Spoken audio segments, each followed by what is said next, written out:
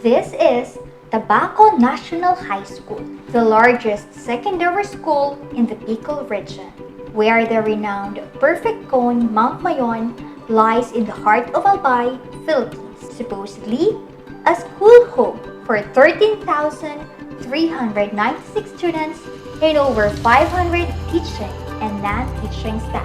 I have been teaching for 22 years. When the pandemic strikes, my teaching days has never been the same again. I miss my students. I miss being in the classroom and teach, interact with my students, and even miss scolding them. Most of my parents would complain that their children doesn't learn anything. And it's still better to have the teachers do the teaching instead of them. I share the same sentiments with my co-teachers and sympathizes with the parents. No one, including us, teachers, were prepared for this. But education must continue by all suitable means. We must not stop because we're just scared of COVID-19, because if we do so, the whole education system will collapse. So we thought of a project that we think can help struggling students in math cope up and address their difficulties and improve their basic numeracy skills. We call it Math Enrich Brigade, enhancing numeracy through reinforcement and interventions in the communities and homes. This brigade is composed of 21 teacher volunteers who shares the same passion and love for teaching. When there was a call for teacher volunteers in our department for Enrich, I didn't think twice and signed up right away. I feel excited because that means I will be out there again, teaching students on very limited face-to-face sessions. My heart leaps with joy and I feel so much alive. We visited our identified recipients in their homes and invited them to take part in Enrich. We saw their economic situations and I couldn't help but feel sad for them. Most of our recipients came from poor families, and this may have greatly affected their performance at school. Well, it was hard teaching these kids. They are distracted.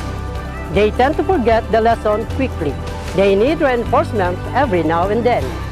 While conducting the pre-test, I have observed that these learners were drawing sticks and counting using their fingers. As a solution, I would always start my lesson with mental computation on the 4 fundamental operations.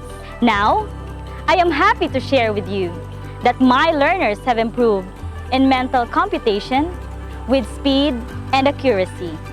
They struggle so much in multiplication and division processes, especially with fractions and decimals. They are so slow.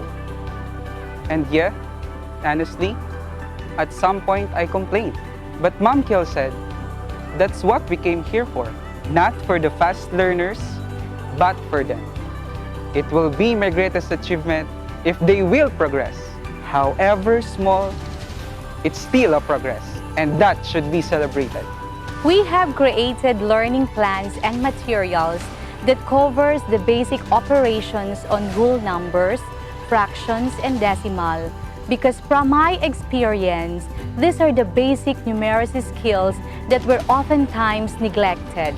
How would they be able to progress to a much more complicated mathematical skills in secondary school if they have not mastered the basic ones? Our session ran for 4 weeks, each learner attending 1 session weekly and the teacher volunteers teaching twice a week. In the whole month duration of Enrich, we were able to reduce the number of enumerate learners by 92% and increase 17.5 times the number of numerates. And from 22% performance level, it went up to 61%, making them in the level of numerate. Pumupunta po ako dito kasi gusto ko pong ma-enhance ang skill ko sa math at sa darating din pong modules, ito ay makakatulong sa aking mga sasagutan. There is actually nothing new with what we do in this project. Only the remarkable patience, perseverance, passion, and hard work. What makes this project successful are the enriching hearts of these teachers. It requires no cost, but priceless. We are Math Enrich Brigade, enriching learners with a heart.